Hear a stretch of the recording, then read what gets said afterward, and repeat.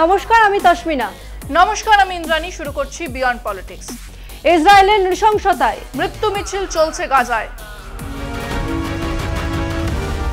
আজ আমার মনটা ভালো নেই, বুঝলে? কেন আবার? তোর যে মাঝে মাঝে কি হয় বাবু, আমি তো কিছুই বুঝি না। না, নিজের জন্য নয়, অন্য একটা কারণে মন খারাপ। কেন রে, কি হয়েছে বলতো? পহেলগাম হামলার আজকে 1 মাস পূর্ণ হলো। সকালে মনে পড়তেই মনটা একেবারে খারাপ হয়ে গেল। হ্যাঁ, কতজন নিরীহ মানুষের প্রাণ গেল, এখন অবধি একজনও ধরা পড়লো না। সত্যি, 4 জন জঙ্গি এতজন মানুষকে মেরে পালালো, এখন অবধি কাউকে ধরা গেল না। না, কাউকেই ধরা যায়নি, আর সে নিয়ে বিরোধীরা প্রশ্নও তুলেছে। তবে আজ অন্য একটা জিনিস নিয়ে কথা বলবো। আজকে কি নিয়ে কথা বলবে?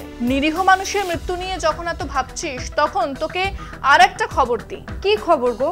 আবার কি আমার মনটা খারাপ করে দেবে?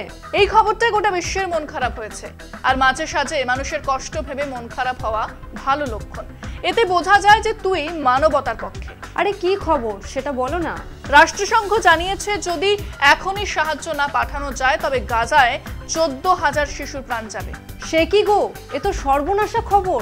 হ্যাঁ, রাষ্ট্রসংঘ বলেছে খাবার, জল, ওষুধ কিছুই নেই। শিশুরা না খেতে পেয়ে মারা যাচ্ছে।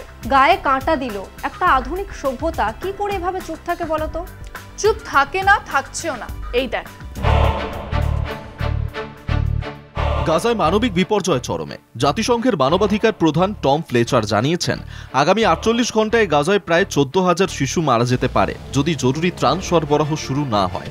বিবিসিকে দেওয়া এক সাক্ষাৎকারে ফ্লেচার বলেন, 14,000 শিশু মারা যাবে যদি আমরা এখনই তাদের কাছে না পৌঁছাতে পারি।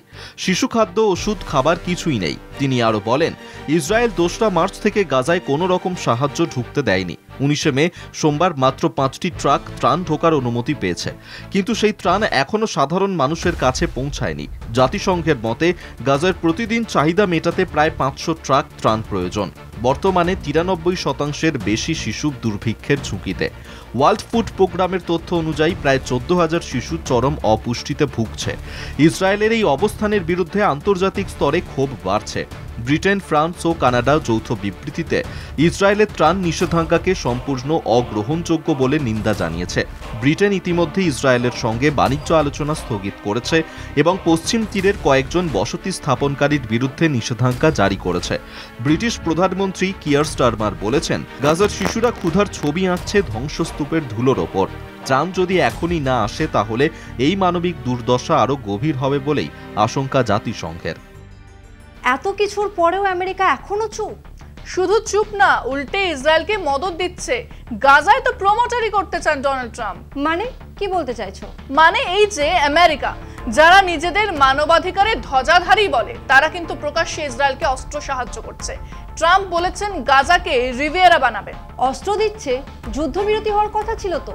কথা তো অনেক কিছুই হয়, কিন্তু বাস্তবে আমেরিকার যুদ্ধ জাহাজ গাজা উপকূলে মোতায়েন।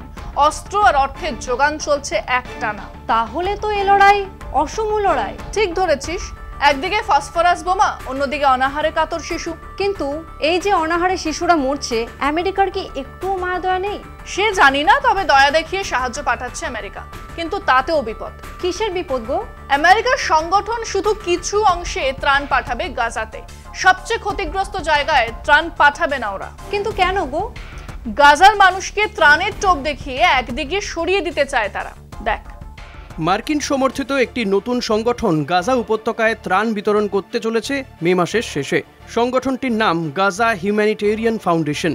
এটি 2024 সালের ফেব্রুয়ারিতে সুইজারল্যান্ডে গঠিত হয়। মার্কিন 2 বেসরকারি নিরাপত্তা ও লজিস্টিক কোম্পানি ইউজি সলিউশনস ও সেফ রিচ সলিউশনস এই প্রকল্পে যুক্ত থাকবে।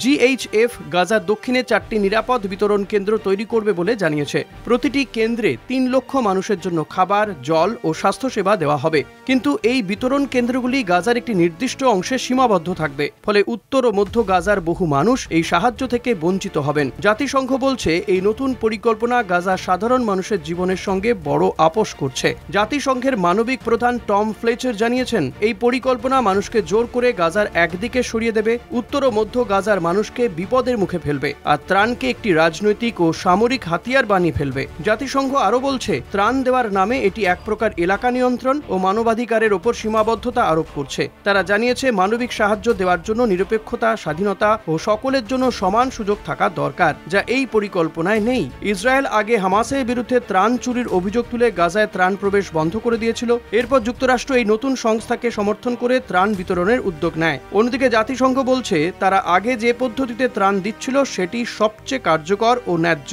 যুদ্ধের মাঝেও সেই পদ্ধতিতে সহায়তা পৌঁছানো সম্ভব হয়েছিল। বর্তমানে গাজায় প্রায় 5 লক্ষ মানুষ অনাহারের মুখে। আন্তর্জাতিক সাহায্য প্রতিষ্ঠানগুলি বলছে নতুন এই পরিকল্পনার ফলে ত্রাণ আরও সীমিত হয়ে পড়বে, আর গাজার অনেক পরিবার না খেয়ে থাকবে। মানবিক সংকটে থাকা গাজার মানুষের জন্য রাজনৈতিক নয়, মানবিক ভিত্তিতে ত্রাণ দেওয়ার দাবি জানাচ্ছে জাতিসংঘ ও অন্যান্য আন্তর্জাতিক সংস্থা। কলকাতা টিভি। এইসব শুনে আমার মনটা আরো ভারী হয়ে গেল। আচ্ছা, আমরা কি কিছুই করতে পারি না? প্রতিবাদ করতে পারি, আওয়াজ তুলতে পারি, কিছু মানুষের বিবেক জাগাতে পারি, কিন্তু সব মিডিয়া তো সব খবর দেখায় না। অনেক জায়গায় দেখায়, কিন্তু যাদের দেখানো দরকার তারা হয়তো চোখ বন্ধ করে রাখে। দোষ কি শুধু আমেরিকার? না, দোষ তাদেরও যারা নীরব, যারা গণতন্ত্রের নামে মানবতার চিতায় কাঠ ফেলছে। গাজা তো বন্দি শহর হয়ে উঠেছে। সেই তো, চারিদিকে দেওয়াল, আকাশে ড্রোন, মাটির তলায় সুড়ঙ্গ, আর ওপর দিয়ে শোকের মিছিল। আচ্ছা, এত কষ্ট, এত মৃত্যু, ঈশ্বর কি সত্যিই দেখছেন না? ঈশ্বর হয়তো দেখছেন, কিন্তু মানুষ অন্ধ হয়ে গেছে। তুমি বলেছিলে না মন খারাপ হওয়া মানবতার লক্ষণ, কিন্তু শুধু মন খারাপ করে কি হবে? একদমই ঠিক, কিছু বলতেই হবে, কিছু লিখতেই হবে, কিছু তো করতেই হবে। সেই আশায় থাক। চলো আজ শেষ করি। তাই বিয়ন্ড পলিটিক্স আজকের মতো এই পর্যন্তই। দেখতে থাকুন কলকাতা টিভি, রাত দিন 7 দিন।